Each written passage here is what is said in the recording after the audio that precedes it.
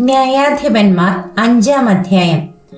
അന്ന് ദെബോറായും അബീനോവാമിന്റെ മകനായ ബാരാക്കും പാട്ടുപാടിയത് എന്തെന്നാൽ, നായകന്മാർ ഇസ്രായേലിനെ നയിച്ചതിനും ജനം സ്വമേധയാ സേവിച്ചതിനും യഹോവയെ വാഴ്ത്തുവിൻ.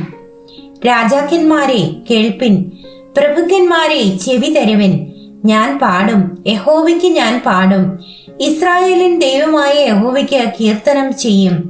യഹോവേ, നീ സേയീരിൽ നിന്ന് പുറപ്പെടുകയിൽ ഏദോമ്യ ദേശത്തുകൂടി നീ നടകൊള്ളുകയിൽ ഭൂമി കുലുങ്ങി, ആകാശം പൊഴിഞ്ഞു, മേഘങ്ങൾ വെള്ളം ചൊരിഞ്ഞു. യഹോവ സന്നിധിയിൽ മലകൾ കുലുങ്ങി. ഇസ്രായേലിൻ ദൈവമായ യഹോവയ്ക്ക് മുൻപിൽ ആ സീനായി തന്നെ. അനാത്തിൻ പുത്രനാം ശങ്കരൻ നാളിലും യായേലിൻ കാലത്തും പാതകൾ ശൂന്യമായി. വഴിപോക്കർ വളഞ്ഞ വഴികളിൽ നടന്നു. ദെബോറായായ ഞാൻ എഴുന്നേൽക്കും വരെ, ഇസ്രായേലിൽ മാതാവായി എഴുന്നേൽക്കും വരെ നായകന്മാർ ഇസ്രായേലിൽ അശേഷം അറ്റുപോയിരുന്നു. അവർ നൂതന ദേവന്മാരെ വരിച്ചു. ഗോപുരദ്വാരത്തിങ്കൽ യുദ്ധം ഭവിച്ചു. ഇസ്രായേലിന്റെ 40,000 മധ്യേ പരിചയം കുന്തവും കണ്ടതേയില്ല. എന്റെ ഹൃദയം ഇസ്രായേൽ നായകന്മാരോട് പറ്റുന്നു. ജനത്തിലെ സ്വമേധാ സേവകരെ, യഹോവയെ വാഴ്ത്തുവിൻ. വെള്ളക്കഴുതപ്പുറത്ത് കയറുന്നവരെ, പർവ്വതാനികളിൽ ഇരിക്കുന്നവരെ, കാൽനടയായി പോകുന്നവരെ വർണ്ണിപ്പിൻ. വില്ലാളികളുടെ ഞാണുലിയോടകലെ നീർപ്പാത്തിക്കിടയിൽ അവിടെ അവർ യഹോവയുടെ നീതികളെ, ഇസ്രായേലിലെ ഭരണനീതികളെ കഥിക്കും.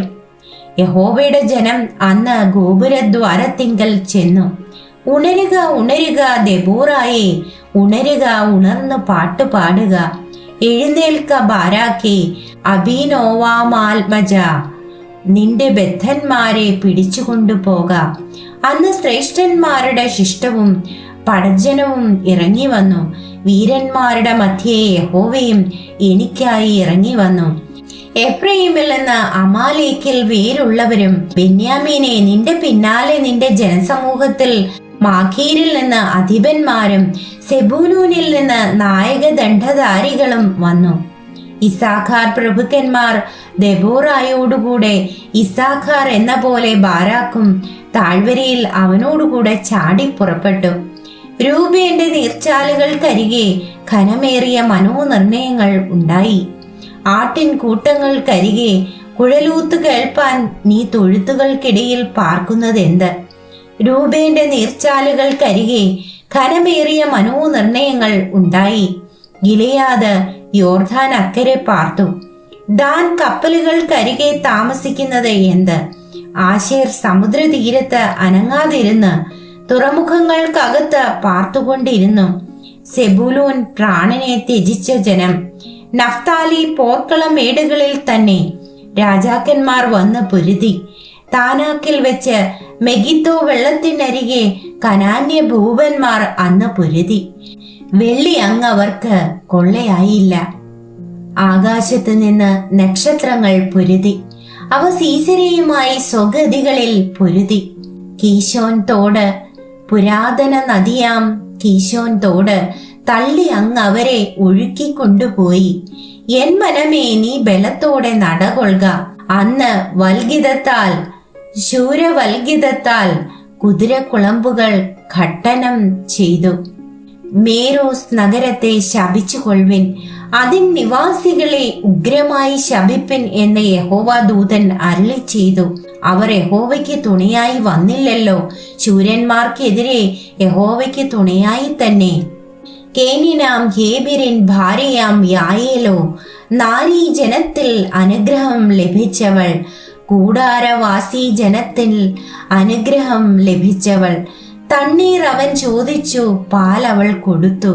രാജകീയ പാത്രത്തിൽ അവൾ ക്ഷീരം കൊടുത്തു. കുറ്റിയെടുപ്പാൻ അവൾ കൈനീട്ടി. തന്റെ വലം കൈ പണിക്കാരുടെ ചുറ്റികയ്ക്ക് നീട്ടി. സീസരയെ തല്ലി അവന്റെ തല തകർത്ത് അവന്റെ ചെന്നി കുത്തിത്തുളച്ചു. അവളുടെ കാൽക്കൽ അവൻ കുനിഞ്ഞു വീണു. അവളുടെ കാൽക്കൽ അവൻ കുനിഞ്ഞു വീണു കിടന്നു. കുനിഞ്ഞയിടത്ത് തന്നെ അവൻ ചത്തു കിടന്നു. സീസരയുടെ അമ്മ കിളിവാതിലൂടെ കുനിഞ്ഞു നിന്ന് നോക്കിക്കൊണ്ടിരുന്നു. ജാലകത്തൂടെ വിളിച്ചു പറഞ്ഞത്, അവന്റെ തേർ വരുവാൻ വൈകുന്നത് എന്ത്? രഥചക്രങ്ങൾക്ക് താമസം എന്ത്? ജ്ഞാനമേറിയ നായികമാർ അതിനുത്തരം പറഞ്ഞു. താനും തന്നോട് മറുപടി ആവർത്തിച്ചു. കിട്ടിയ കൊള്ള അവർ പങ്കിടുകയല്ലയോ?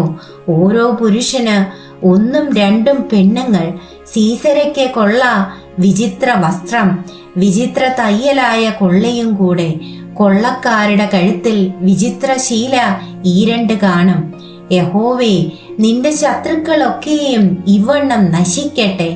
അവനെ സ്നേഹിക്കുന്നവരോ സൂര്യൻ പ്രതാപത്തോടെ ഉദിക്കുന്നത് പോലെ തന്നെ. പിന്നെ ദേശത്തിന് 40 സംവത്സരം സ്വസ്ഥതയുണ്ടായി.